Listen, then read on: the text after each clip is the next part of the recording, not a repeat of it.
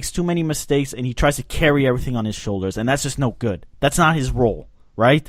As a leader, as the captain of the team, he does a better job of distributing some of the balls and then letting the creative players do their work, right?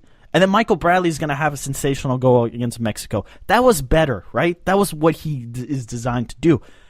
I want Bruce Arena to play Cameron, Gonzalez, and Beasler in the back. And then Yedlin, who is going to be significant because he brings pace, he brings, obviously, Premier League now experience, and he brings some youth. And he's one of those players I really enjoy watching. Oh, I love watching Yedlin.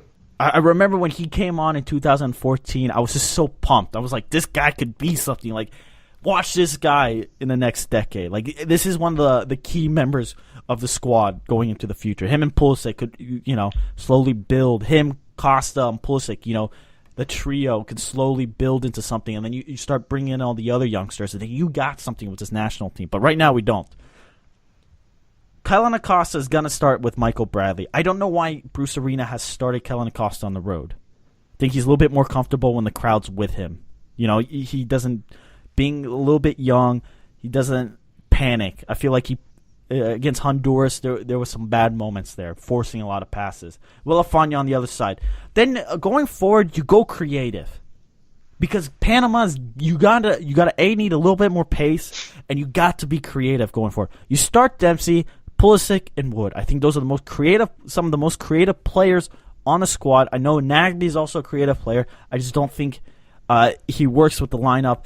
Wood, Dempsey, and Pulisic, you let them go do what they want, and then you have Yedlin coming on the flank, and then either Acosta or Bradley could help out.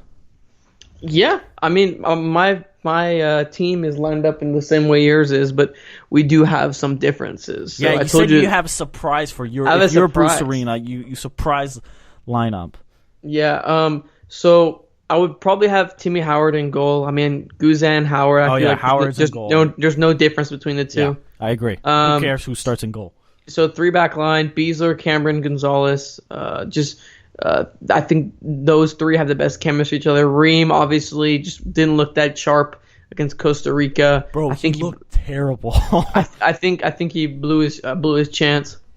Or even Michael Orozco could fit in because Tijuana does run a 3-5-2 in Liga MX. So Orozco, if they run a 3-5-2, that could be really beneficial. Absolutely. So I mean, Orozco could fit into the lineup maybe in place of Beasler.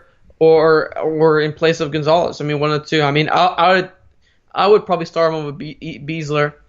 And wingbacks, I think wingbacks are crucial. You have Yedlin just bolting up and down the wings. Yeah. I think that's very, very crucial to have. I like him at that right back, right mid role. He's fast and he can create opportunities. Well, you know what he does? For the ball. You know what he does? He pushes Pulisic into the middle. Exactly. He pushes them in and forces him there. And he pumps balls into the box. If you watch some Newcastle highlights he had in the championship last season, you see him pump balls into the box. Wasn't he one of the reasons why, was it Dempsey that got the second goal against Portugal in 2014? Was because he was on the flank and he was just that speed absolutely. Second goal was Jermaine Jones. No, that was the first one. No, second one was Jermaine Jones, the one with the curve. First one was Dempsey, I think. No, you got it backwards. No, I promise you. You got it backwards. I promise you. Oh, I do? I'm going to fact check that. You go on with your squad. Okay. All right. I have Yedlin and I would have Villafana. I mean, he's the only left back option to have outside Beasley. And come on, man. DeMarcus Beasley. Really? So here's what my surprise was. I think Matt Doyle Dempsey got the second goal. Dempsey. So did Jermaine? Okay. My bad. I was right. My bad. Typical.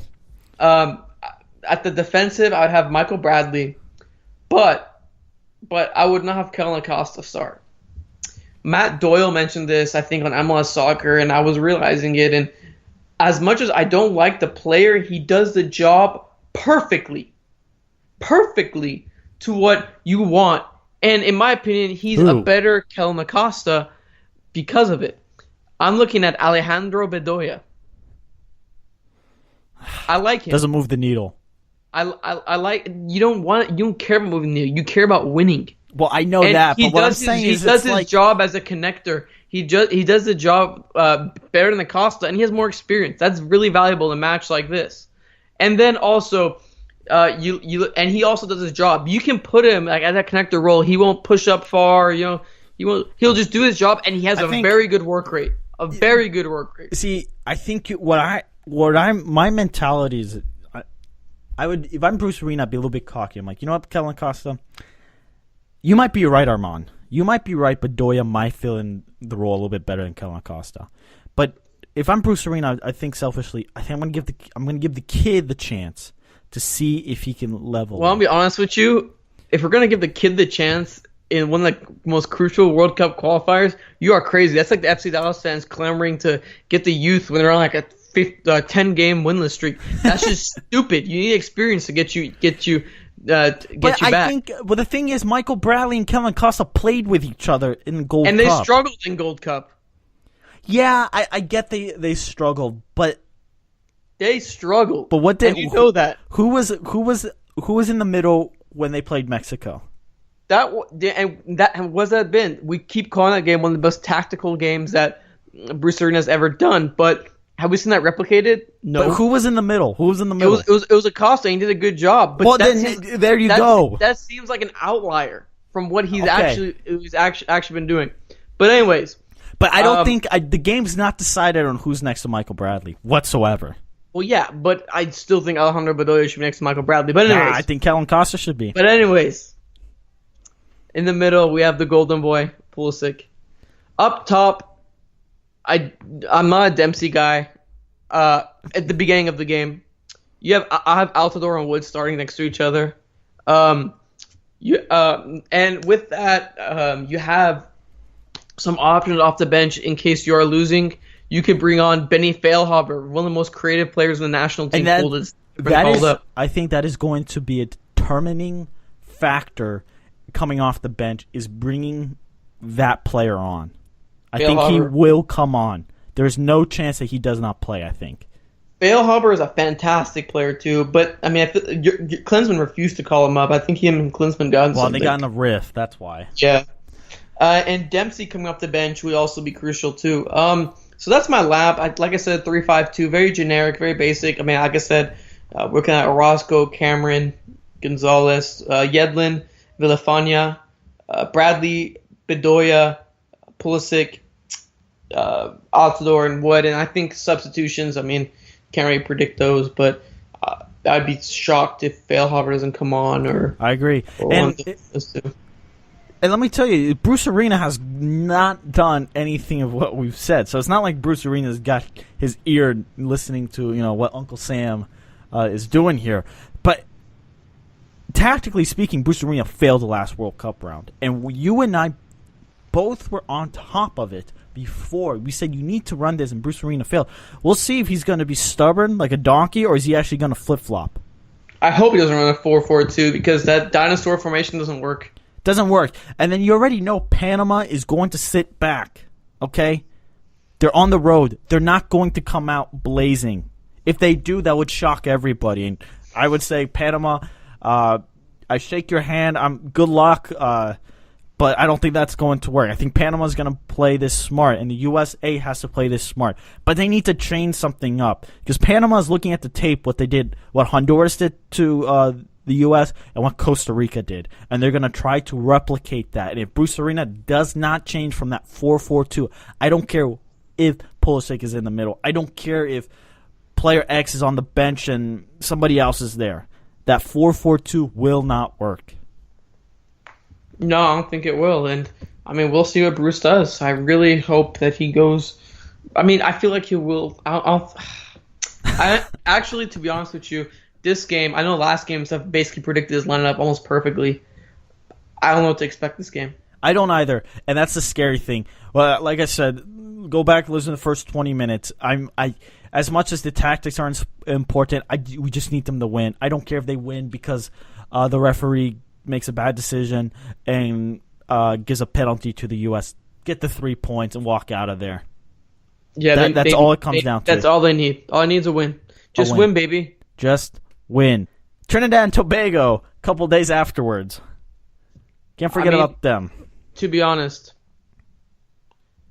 that game doesn't mean anything without the Panama result. So It doesn't. I mean, We won't. we're gonna wait and see. There's no Sunday show, but what I'm going to say about Trinidad and Tobago, it's a wait and see what happens. And it's dependent on Panama.